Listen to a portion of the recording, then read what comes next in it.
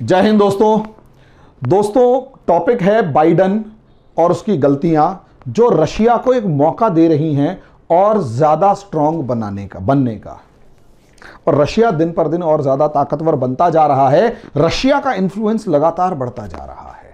अब रशिया का इंफ्लुएंस जिस तरीके से बढ़ रहा है उसके ऊपर डिस्कशन करने जा रहे हैं, लेकिन उससे पहले छोटी सी इंफॉर्मेशन देनी है दोस्तों आपको कि यहां अगर आप IAS PCS की तैयारी कर रहे हैं तो आपके लिए हमारी रामबाण सीरीज, मतलब हमारी जो जीरो टू हीरो सीरीज है वो रामबाण प्रूव होगी।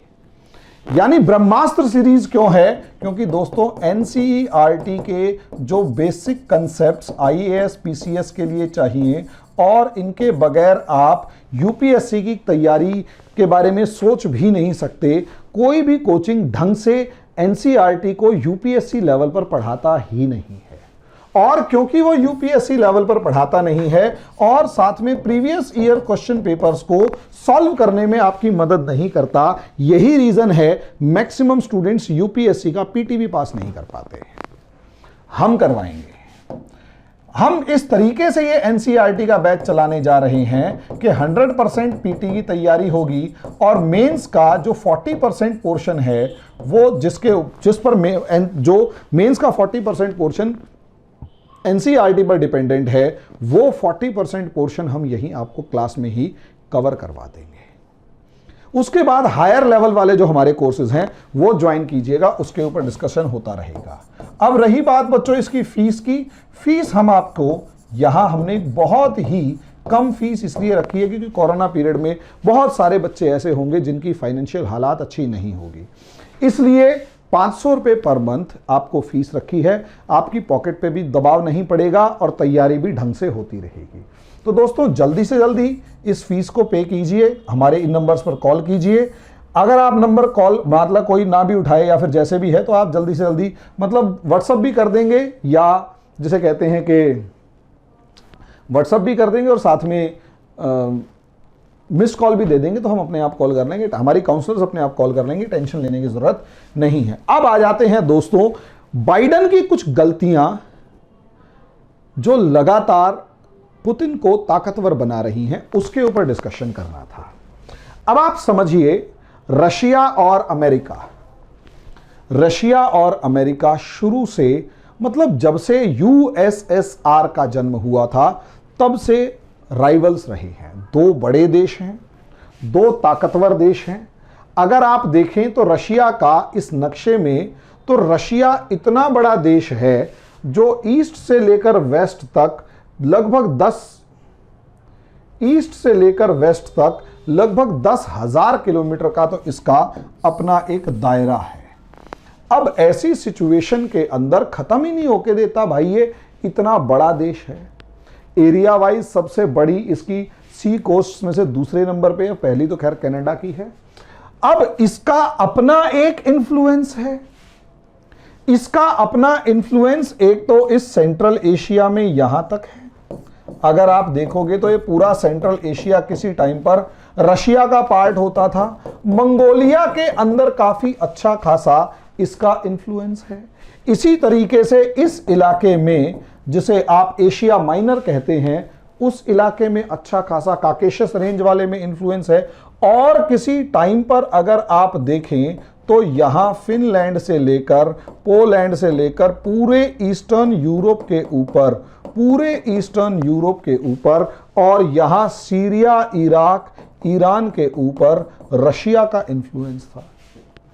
यानी रशिया का गजब इन्फ्लुएंस होता था। नॉर्थ कोरिया को भी हम नहीं भूल सकते, गजब इन्फ्लुएंस था रशिया का इन सब चीजों के ऊपर। और वहीं अमेरिका को अगर आप देखते हैं तो अमेरिका भी कम नहीं था। अमेरिका जो था वो वेस्ट यूरोप के ऊपर और काफी दूसरी जगहों के ऊपर इन्फ्लुएंस अपना प्रभाव रखता था। अब अलग अलग देशों पे अपना प्रभाव बढ़ाने का जो कंपटीशन था उसी को कहा गया एक टाइम का कोल्ड वॉर, शीत युद्ध। कोल्ड वॉर में अमेरिका ने USSR को हरा दिया और रशिया के 15 टुकड़े हो गए। 15 पार्ट्स में अमेरिका ने रशिया को डिवाइड कर दिया, रशिया अपने आप टूट गया, सर्कमस्टेंसेस ऐसी क्रिएट हो गई। अब देखने में ये गजब लगता है, लेकिन क्या रशिया पूरे तरीके से खत्म हो पाया? तो रशिया अभी भी 15 टुकड़े होने के बाद भी रशिया इतना बड़ा दैत्य था, इतना बड़ा दैत्य बच गया कि वो पूरे तरीके से खत्म नहीं हो पाया। खतरनाक सिचुएशन है। अब समस्या यही थी कि खत्म तो हो नहीं पाया, अब अमेरिका क्या रशिया को दोस्त बना पाएगा? अमेरिका ने पूरी कोशिश करी रशिया को दोस्त बनाने की, यहां तक कि और रशिया ने भी पूरी कोशिश करी अमेरिका का दोस्त बनने की। G7 को उन्होंने G8 बना दिया, G7 को G8 बना दिया, और यहां तक कि यूरोपियन यूनियन के साथ भी रिलेशंस हो गए, अमेरिका के साथ भी रिलेशंस हो गए, एम्बेसी खुल गई, सारे काम बढ़िया बढ़िया होने शुरू हो गए। लेकिन एक समय ऐसा आया कि रशिया को भी नाटो नेशंस में शामिल कर लिया जाए या कुछ भी, तो वहां ऐसा सिचुएशन क्रिएट होने लगी कि असलियत में अमेरिका रशिया को घेर रहा है और रशिया अपना इन्फ्लुएंस बढ़ा रहा है। ये 2005 के आसपास तक दिखाई देना, खुलकर दिखाई देना शुरू हो गया था, क्योंकि नाटो ने अपना दायरा बढ़ाना शुरू किया और जिस तरीके से ये बाल्टिक नेशंस से लेकर रोमानिया, बेलारूस तक को अपने नाटो कंट्रीज में शामिल करके जो 12 देशों का ग्रुप था, उसे रशिया के फ्रेंड्स को मिलाकर 30 देशों का ग्रुप बना लिया और इस तरीके से बना दिया मामला कि ये सारे जो कंट्रीज थे ये रशिया के चारों तरफ इकट्ठे हो गए और रशिया को लगभग घेर लिया। यार, किसी देश को तुम घेर रहे हो, उसके आसपास के सारे देशों को अपने मिलिट्री अलायंस में शामिल कर रहे हो, इसका मतलब क्या है? रशिया ने इसके बाद में CSTO वगैरह डेवलप करने की कोशिश करी और ये सेंट्रल एशियन कंट्रीज के साथ मिलाकर आर्मेनिया वगैरह को मिलाकर एक देश बना लिया, ग्रुप बनाया। लेकिन यहां असलियत में 2005 तक आते आते अमेरिका और रशिया के मामले में समझ में आना शुरू हो गया कि ना तो अमेरिका पूरे तरीके से रशिया पे भरोसा कर रहा है और ना ही रशिया पूरे तरीके से अमेरिका के काबू में आने वाला है या अमेरिका की बी टीम बन के रहने वाला है। क्लियर हो गया था, दोनों को क्लियर हो गया कि ना तो अमेरिका पीछे हटेगा ना रशिया पीछे हटेगा, दोनों आमने सामने रहेंगे और ये नेचुरल दुश्मन रहेंगे। रशिया ने अपना इन्फ्लुएंस बढ़ाया और जॉर्जिया के कुछ इलाकों पर कब्जा किया, तो यहीं से अमेरिका और रशिया की खटपट शुरू हो गई।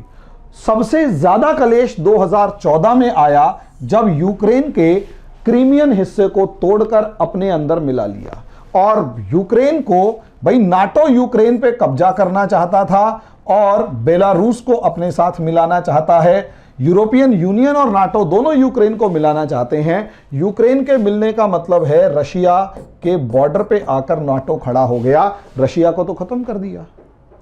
रशिया के अंदर पुतिन इस चीज को संभालने वाले, समझने वाले थोड़ा ना थे या इस चीज को ज्यादा देर तक झेलने वाले थोड़ा ना थे, और यही कारण था यूक्रेन से सबसे पहले तो क्रीमिया छीना और आज के दिन लगभग आधे यूक्रेन के अंदर वॉर छेड़ रखा है।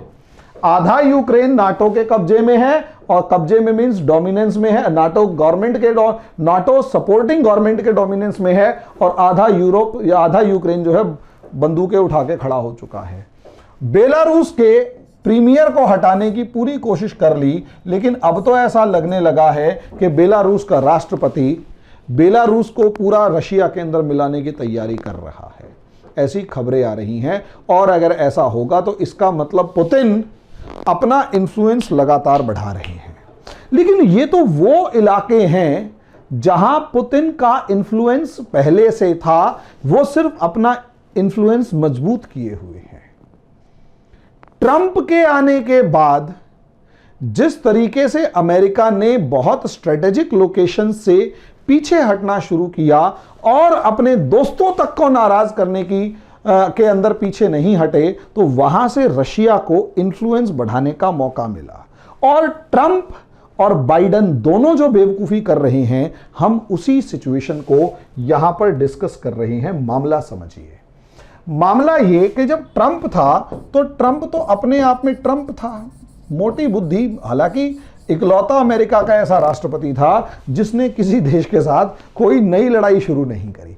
कैसा भी था, वो स्ट्रेट फॉरवर्ड था और वो घुमा फिरा के बात करने वाला नहीं था। वरना अमेरिका के राष्ट्रपतियों को देखोगे तो हर राष्ट्रपति जो भी अमेरिका का सेकेंड वर्ल्ड वॉर के बाद आया है, उसने किसी ना किसी देश में कोई ना कोई उंगली करी है, कोई ना कोई नया बैटल ग्राउंड छेड़ा है। और जितने ये प्यारे प्यारे दिखाई देने वाले हैं ना, बराक ओबामा, आय इतने बढ़िया तरीके से दिखता है, इतना प्यारा बंदा नजर आता है, इसने पूरे अरब वर्ल्ड की ऐसी तैसी मार के रख दी। आज के दिन जो भी वहां दिखाई दे रहा है वो सिर्फ अरब वर्ल्ड का ही मामला है।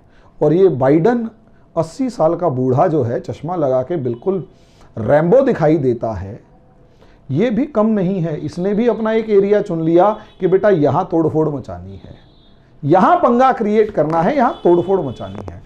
ट्रंप कैसा भी था, उसने कोई नया बैटल ग्राउंड नहीं छेड़ा था, लेकिन वो बेवकूफ था। उसने बैटल ग्राउंड नया नहीं बनाया, लेकिन उसने किसी पुराने अपने दोस्तों को जिस तरीके से नाराज किया, रशिया के इन्फ्लुएंस को बढ़ाने में बड़ा इंपॉर्टेंट रोल प्ले किया। कैसे दोस्तों, यहां आपको याद होगा ट्रंप की जर्मनी से खटपट चल रही थी, डेनमार्क से खटपट चल रही थी, फ्रांस से भी थोड़ी बहुत खटपट थी, यूनाइटेड किंगडम से भी खटपट थी। ट्रंप ने यहां तक कह दिया था कि नाटो के जो देश हैं वो अपना जो परसेंटेज कंट्रीब्यूशन है नाटो के मिलिट्री बजट में वो दे नहीं रहे हैं, और अमेरिका अपनी ऐसी तैसी क्यों करवाए, हम वैसे ही पैसे के चक्कर में फंसे हुए हैं, इसलिए हम तुम्हारी बात नहीं मानेंगे और तुम्हें अपना अपना कंट्रीब्यूशन देना पड़ेगा। और गुस्से में आकर जर्मनी और पोलैंड के अंदर जो अमेरिकन फोर्सेस मौजूद थी उन्हें वापस बुलाने का ऑर्डर दे दिया था। 12,000 के करीब सिपाहियों को वापस बुलाने का ऑर्डर दे दिया। बाइडन ने अभी वो ऑर्डर कैंसिल किया है। ये एक बिग ब्लो था नाटो की यूनिटी के लिए। लेकिन उससे पहले अगर आप देखें, इन नाटो कंट्रीज को एक चीज समझ में आ गई कि हम दुनिया के फड्डे में टांग क्यों अड़ा रहे हैं, और यही रीजन है इन्होंने रशिया के साथ जब ये G7 G8 बना तभी से पींगे बढ़ाना शुरू कर दिया। और मजे की बात सोचकर देखिए, रशिया से ऑयल और गैस पाइपलाइन के थ्रू जबरदस्त लेवल पर, चाहे वो बेलारूस से होते हुए था, चाहे वो यूक्रेन से होते हुए था, ये सारा यूरोप आज के दिन गैस और ऑयल की जो कंजम्पशन है वो रशिया से पूरी कर रहा है। इससे अंदाजा लगा कर देखिए, जो पहले मिडल ईस्ट से लेते थे, मिडल ईस्ट के ग्राहक यहां से खत्म हो चुके हैं, अब ऑयल और गैस पाइपलाइंस के थ्रू यहां आ रहे हैं।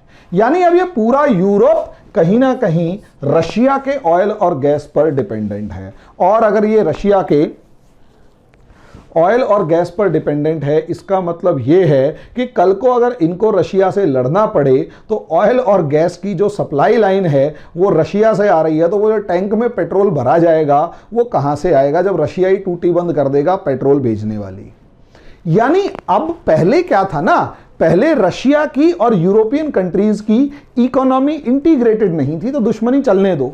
आज के दिन इनकी इकोनॉमी इतनी इंटीग्रेटेड और इतनी ज्यादा डिपेंडेंट हो गई है कि, और रशिया वाले या यूरोपियन यूनियन वाले खासकर इतने ज्यादा डिपेंडेंट हो गए हैं रशिया के ऊपर कि अमेरिका के लाख कहने के बाद भी, लाख दबाव बनाने के बाद भी, ये लोग खासकर जर्मनी और फ्रांस जैसे देश, खासकर जर्मनी जैसे देश, खासकर जर्मनी में, पोलैंड वगैरह बाद में छोटे आ जाते हैं, ये तो रशिया के साथ अपने रिलेशंस, और एंजेला मार्केल रिलेशंस तो खत्म करने या खराब करने में बिल्कुल रत्ती भर भी रेडी नहीं है।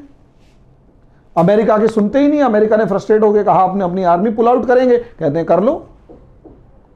ये तो बाइडन ने रोका है ताकि बाइडन रशिया को उंगली कर सके।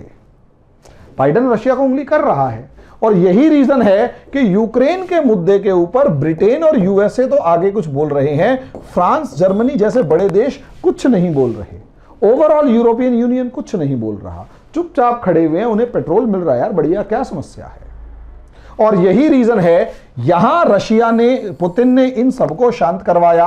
बेलारूस के अंदर जो चाहता है वो कर रहा है, यूक्रेन में जो चाह रहा है वो कर रहा है, और ब्लैक सी के अंदर लगातार अपना इन्फ्लुएंस बढ़ा रहा है।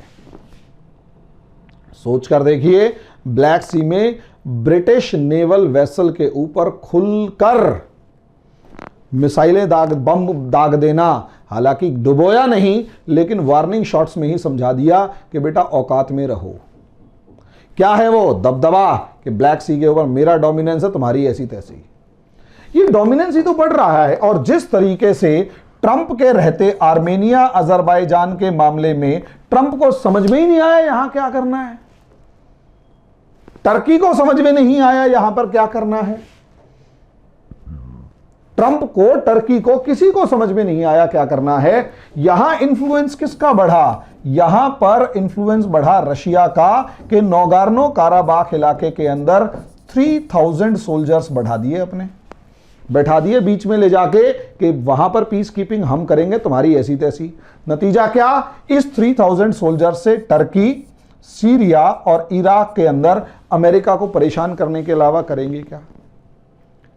अब आ जाते हैं सीरिया में। ये तो बराक ओबामा के सामने ही हो गया था सीरिया वाला मामला। तो जिस तरीके से आईएस के ऊपर 4500 बम और मिसाइलें दागने के बाद भी, 4500 मिसाइलें दागने के बाद भी आईएस काबू में नहीं आया, रशिया की एंट्री होती है सीरिया के अंदर एक ग्लेडिएटर की तरह। रॉकेट से पैराट्रूपर आया और 6-7 मिसाइलें दागी, पूरा आईएस खत्म। सोच कर देखिए, जो बराक ओबामा आईएस के नाम का ड्रामा कर रहा था, 4500 मिसाइलें दाग दी, आईएस का कुछ खत्म नहीं कर पा रहा था। पुतिन आता है ग्लेडिएटर की तरह, 4 मिसाइलें दागी, ब्लैक सी और मेडिटेरेनियन सी में खड़े हुए अपने रॉकेट वो शिप से, और सबकी हालत टाइट, सब भाग भूग गए। उसके बाद ही तो आईएस का खात्मा शुरू हुआ है। तो यहां सीरिया के अंदर जो आईएस रशिया का इंफ्लुएंस है, गजब है। और शॉकिंग समझिए, ईरान के अंदर जिस तरीके से ईरान को खुलकर सप्लाई लाइन दे रहा है, खुलकर सप्लाईज रशिया प्रोवाइड कर रहा है, रशिया को, अमेरिका को समझ में नहीं आ रहा। ईरान को गिरने नहीं दिया रशिया ने। और यहां तक कि अब तो अपने सैटेलाइट की भी रीच वहां तक दे रहा, ईरान को दे रहा है। और उसी सैटेलाइट को इस्तेमाल करके अगर अमेरिका के ऊपर हमले करने शुरू हुए तो बगदाद वगैरह के आसपास जितने भी मिलिट्री बेसेस हैं उनके लिए खतरा ही पैदा होना है अमेरिका के लिए। अब आ जाओ इधर सेंट्रल एशिया। सोचकर देखिए, अफगानिस्तान से अमेरिका भाग गया, अमेरिका भाग गया, तालिबान का राइज हुआ। अब यहां इस तालिबान से लड़ने के लिए बचा कौन है? सबसे पहले मौका किसने उठाया? रशिया ने।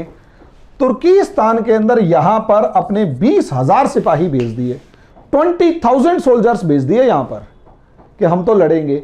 अब अल्टीमेटली ये अफगानिस्तान 20 साल बाद किसकी गोद में गया बताओ जरा?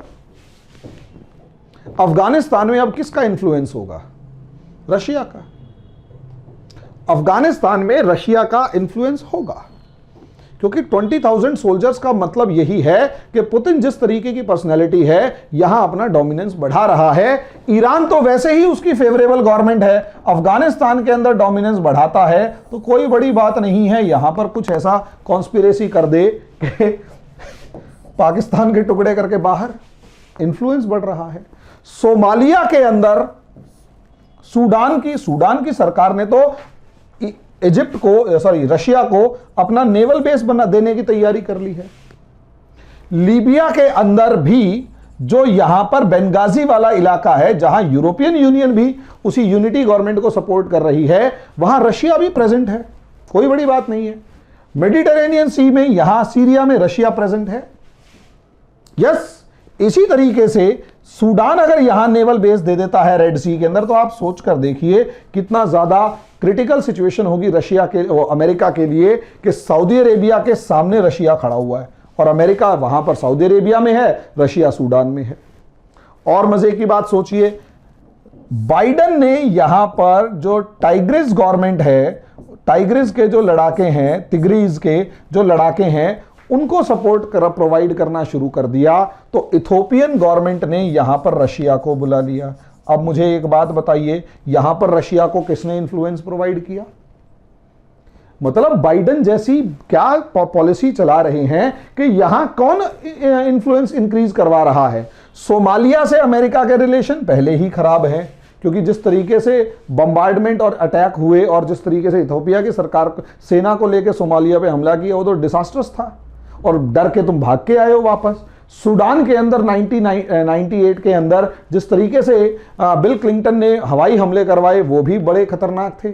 अब सूडान वैसे ही अमेरिका से नफरत करता है, लेकिन अब रशिया अमेरिका को खुलकर अपोज करता हुआ जिस तरीके से दिखाई दे रहा है, सूडान की गवर्नमेंट खुलकर रशिया के सपोर्ट में जाती हुई नजर आ रही है। इन्फ्लुएंस देखो ना यार, यूरोप के अंदर इन्फ्लुएंस बढ़ रहा है, ब्लैक सी में इन्फ्लुएंस बढ़ रहा है, एशिया माइनर में इन्फ्लुएंस बढ़ रहा है, सेंट्रल एशिया में, अफगानिस्तान में, ईरान में, यहां हॉर्न्स ऑफ अफ्रीका के अंदर रशिया का इन्फ्लुएंस बढ़ रहा है।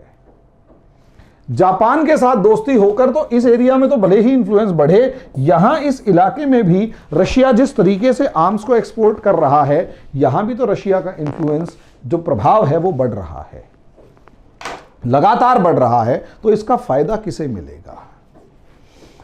इसका फायदा सीधा सीधा रशिया को मिलेगा, और रशिया ताकतवर होता हुआ नजर आ रहा है। इसका मतलब अमेरिका के एरिया को कम कर रहा है। और जो लोग आज से लगभग 6-7 साल 8 साल पहले, यानी 2014 से पहले सोचते थे कि रशिया अब वो ताकत नहीं रहा,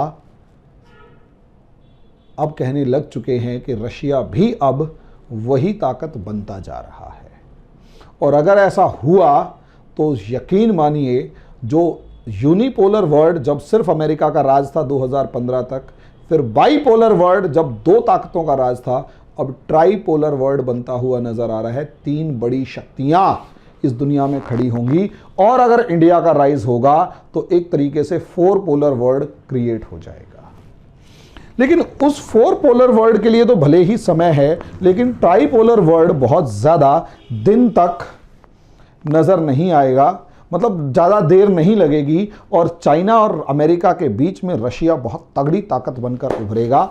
अब देखते हैं इसमें किसको क्या इन्फ्लुएंस मिलता है या कौन कितना सक्सेसफुल होता है। अभी के लिए इतना ही, धन्यवाद।